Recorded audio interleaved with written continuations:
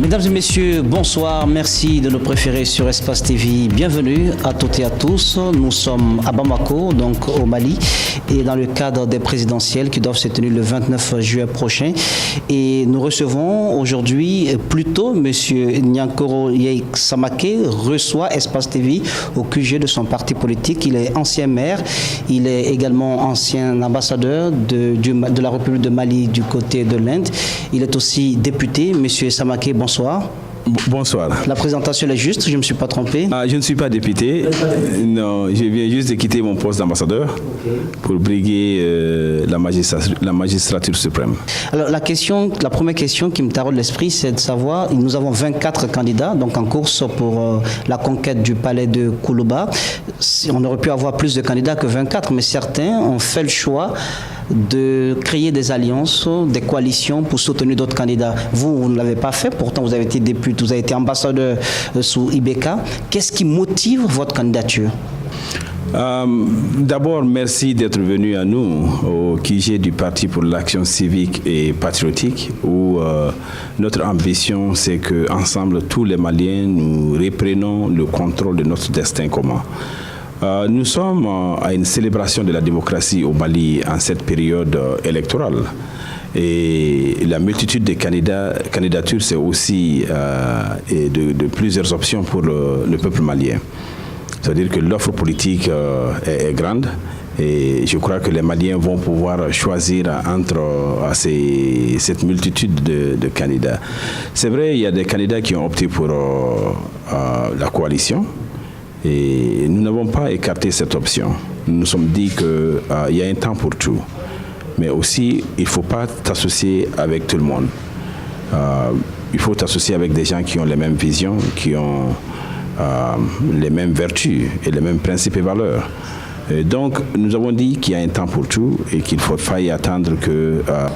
Peut-être que vous comptez sur un éventuel deuxième tour pour pouvoir décider, sinon vous connaissez déjà la plupart de ces candidats qui sont en lice. Non, pas nécessairement, mais nous avons une offre politique que nous ne pouvons pas ne pas présenter au peuple malien. Nous présentons un plan audacieux pour la paix, la stabilité et la prospérité au Mali. Et nous avons choisi de présenter ce plan-là au peuple malien, de le proposer pendant cette élection, d'aller à la rencontre du peuple, partager ce message avec eux. Et si cela collait bien avec le peuple malien, alors je pense que je pourrais être le prochain président de la République du Mali. Très bien. Alors nous allons parler plus tard de votre programme de société, mais de l'extérieur, lorsqu'on parle du Mali, on a tendance à avoir l'image d'un pays en proie à la guerre, instable, dont l'administration ne maîtrise pas certains territoires, donc des territoires du Nord qui échapperaient donc à tout contrôle de l'État. Est-ce que vous avez la même interprétation, vous qui vivez sur le territoire malien? Bon, le Mali connaît certainement des difficultés. Il y a une crise multidimensionnelle qui secoue le pays. Mais moi, je mets tout cela sous la coupe d'une crise de leadership, des manques de gouvernance. C'est pourquoi, avec l'ensemble des militants du PACP, nous offrons au peuple malien l'opportunité de tourner la page de l'insécurité au Mali. Nous offrons une opportunité au peuple malien de tourner la page à la mauvaise gouvernance. Et tout ce truc-là est lié à la mauvaise gouvernance. Hier, c'était le Nord. Aujourd'hui, c'est le centre. Demain, c'est où? Le Sud, l'Ouest. Ce n'est pas une question géographique. C'est une question de gouvernance. C'est une question de gestion des ressources. C'est pourquoi nous proposons une solution définitive à cette crise. Même si vous devez reconnaître que IBK, en 2013, lorsqu'il prenait quand même les rênes du pouvoir, il y avait quand même une bonne partie du territoire qui échappait au contrôle de l'État, les territoires du Nord notamment. Donc, l'un des arguments avancés durant cette campagne électorale, c'est qu'ils ont permis au Mali d'être ressoudé, aux Maliens de se reparler. Les accords, les assises du Nord sont évoqués, les accords d'Alger également sont évoqués. Vous trouvez que des efforts n'ont pas été faits par lui pour que le Mali puisse revenir à lui-même? Les efforts ne sont pas suffisants. C'est le résultat que nous regardons. Le peuple malien a confié un mandat, une mission au chef suprême de l'armée, une mission au chef de l'État. Et à l'heure du bilan, on ne peut pas nous dire que nous avons fait des efforts. Cela ne suffit pas. quel a été l'impact de ces efforts. Et si ce sont des bons efforts, alors le Mali aurait dû être plus stable aujourd'hui. Tiens disait par exemple qu'aucun drapeau djihadiste ne flotte dans le nord du pays. Bon, le problème est que quand Ibeka est venu au Mali, il n'y avait pas de drapeau djihadiste, il y avait des drapeaux des rebelles qui flottaient au Mali. Et la situation aujourd'hui, le Mali ne peut pas se taper la poitrine pour dire que c'est nous qui avons chassé les djihadistes de notre territoire. Mais ce qui est important pour nous, c'est d'abord instaurer la paix et la stabilité dans ce pays. Ce qui est important pour nous, c'est de faire en sorte que l'armée est redéployée sur toute l'étendue du territoire. Ce qui est important pour nous, c'est que les services sociaux de base sont offerts sur l'ensemble du territoire par une administration présente. Aujourd'hui, d'aucuns peuvent dire que la situation est plus grave aujourd'hui qu'elle n'était en 2013. Je ne suis pas là pour juger un homme, je suis là pour juger un résultat. Ce que je dis, ce n'est pas une crise liée à une région ou à une ethnie ou une religion. C'est une crise liée à un manque crucial de gestion des ressources, ce qui fait que cela a exacerbé les conflits entre les communautés.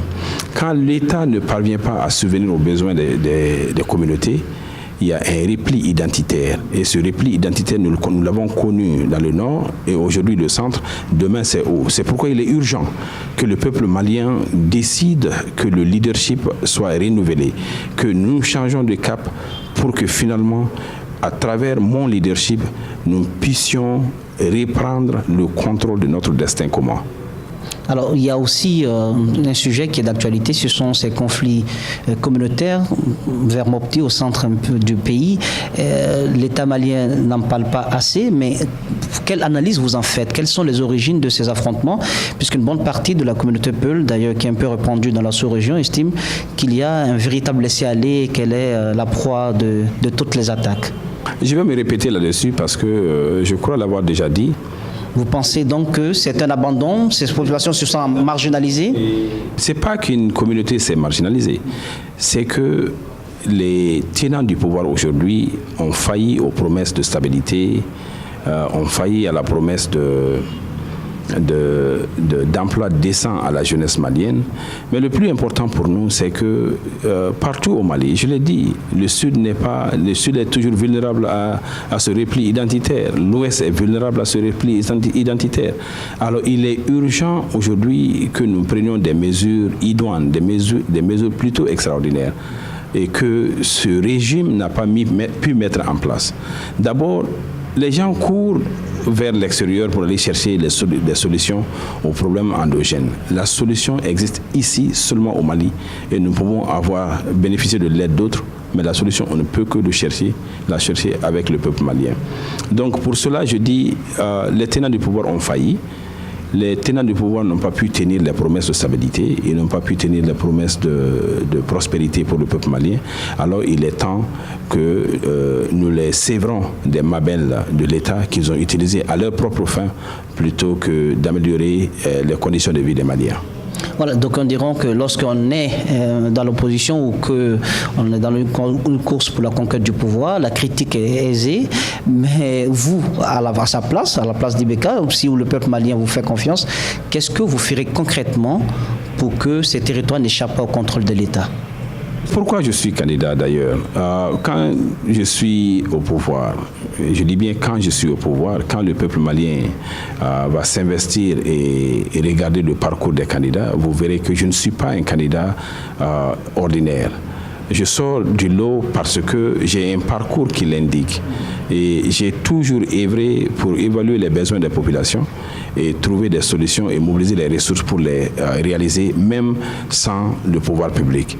Maintenant, quand il s'agit de la résolution de cette crise, et ça se résout avec le peuple malien. D'abord, il faut une redistribution des pouvoirs publics.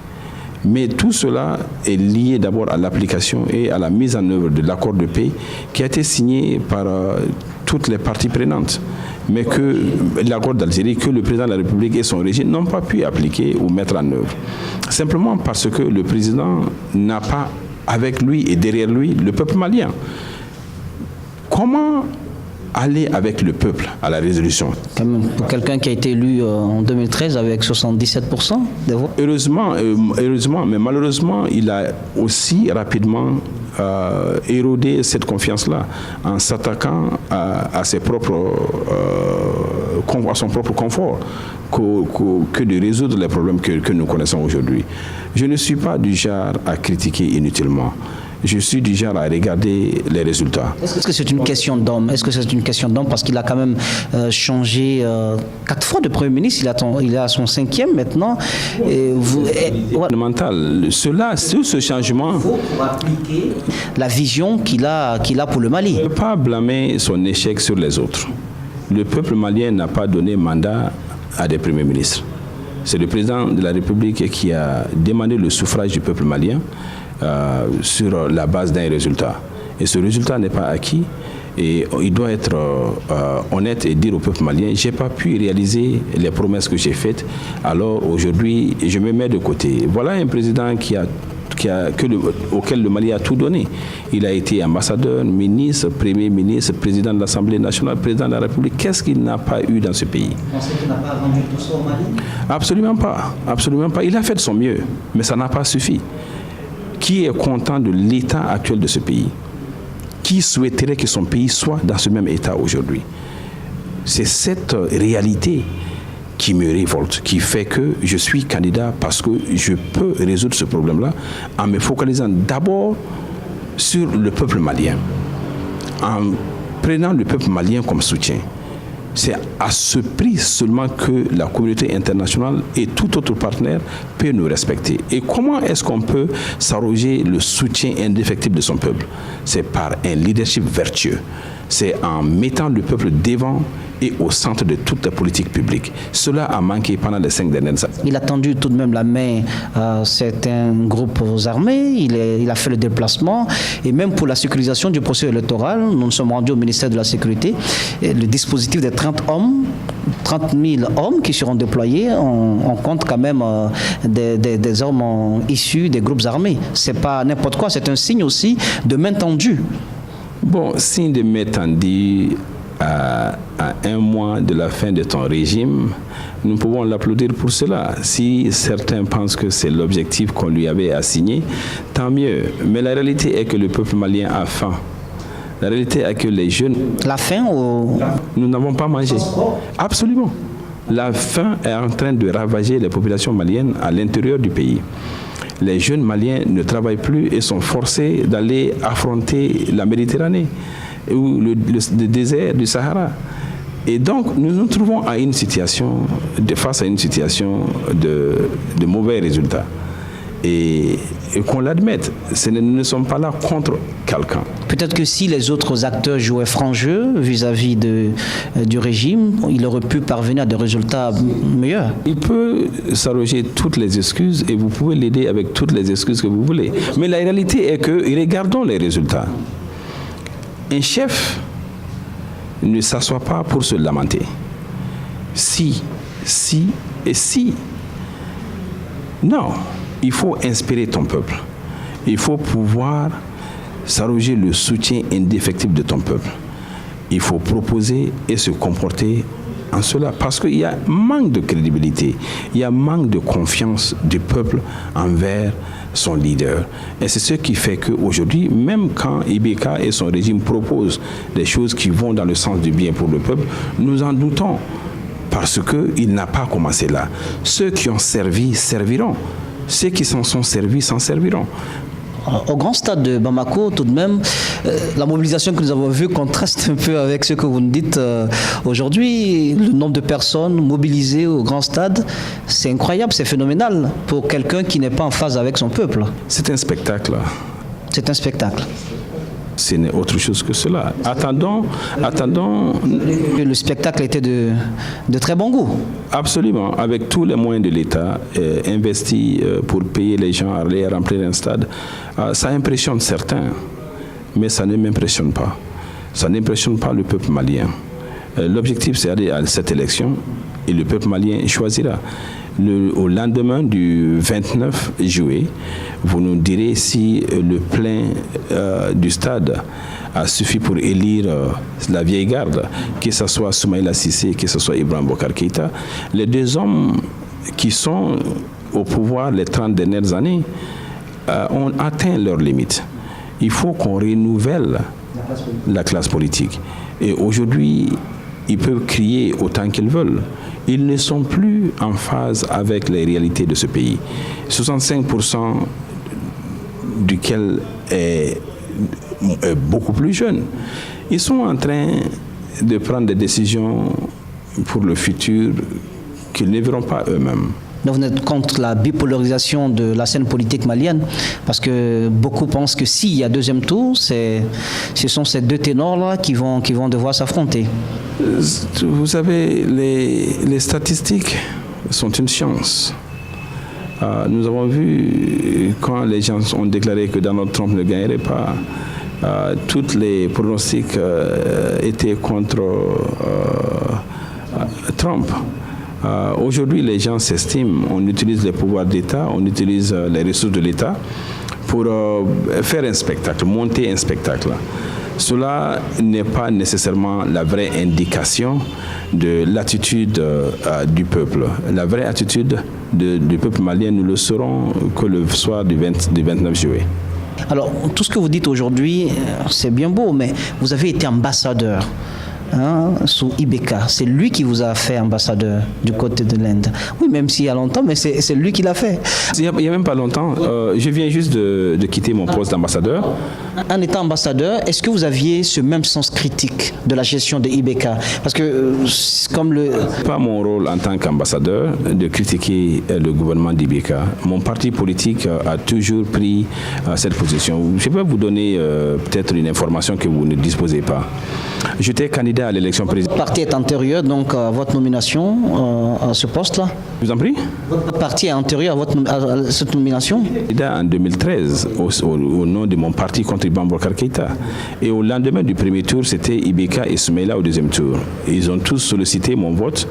Mon consigne de vote, et j'ai dit non, que je ne crois pas que ni l'un ni l'autre soit la solution pour ce pays.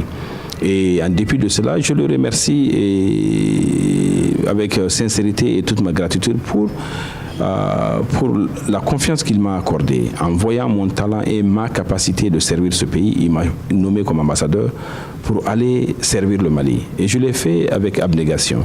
Je l'ai fait avec des résultats concrets. C'est ce qui fait ma différence. Je ne vais pas pour des prétextes ou des excuses. Je regarde un résultat concret. Qu'est-ce que j'ai pu accomplir pour le Mali? On ne refuse pas de servir son pays parce que celui qui a les rênes, on ne lui croit plus. Parce que certains diront que la logique voudrait que lorsque Ibeka vous nomme ambassadeur, même si vous n'occupez plus ses fonctions, que vous le soyez tant bien que mal loyal. Non, je suis loyal au Mali. Que cela soit clair. On ne peut pas être plus clair, plus loyal à un homme plus qu'à son pays. Vous ne me demanderez pas cela. Si c'est une logique de certains, moi je n'ai pas cette logique-là. Ma loyauté est au Mali, pas à un homme. Et Ibeka, il est le représentant du peuple malien qui m'a appelé pour mes compétences pour servir ce pays-là. Si j'aime le Mali, je le fais. Et je l'ai fait avec un sens élevé de responsabilité. Et je suis reconnaissant pour cela. Faudrait-il renier pour autant les capacités dont je regorge? Faudrait-il renier au peuple malien le plan audacieux que j'ai pour la paix, la stabilité et la prospérité de ce pays, juste pour un homme? Parce que c'est donc pas parce que vous avez perdu cette fonction d'ambassadeur que vous êtes aujourd'hui opposé à Ibeka? Je ne suis même pas opposé à Ibeka.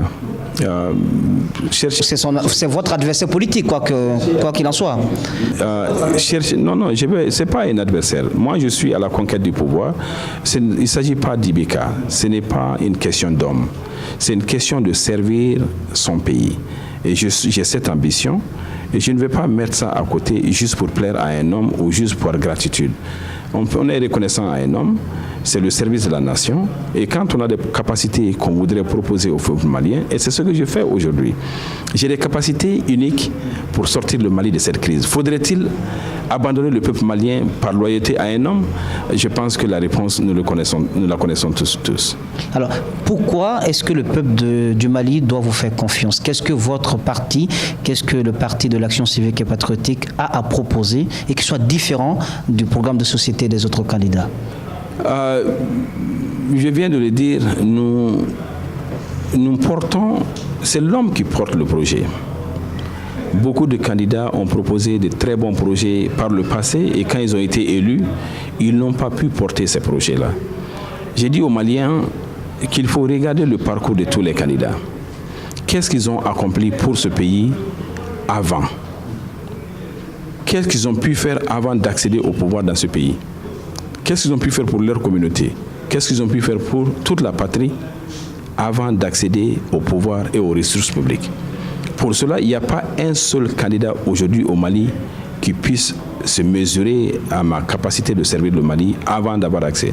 Les différentes écoles que j'ai construites, il y en a 37 écoles que j'ai construites à travers le pays. J'ai pu donner 43 bourses d'études aux jeunes Maliens pour aller faire de l'université aux États-Unis.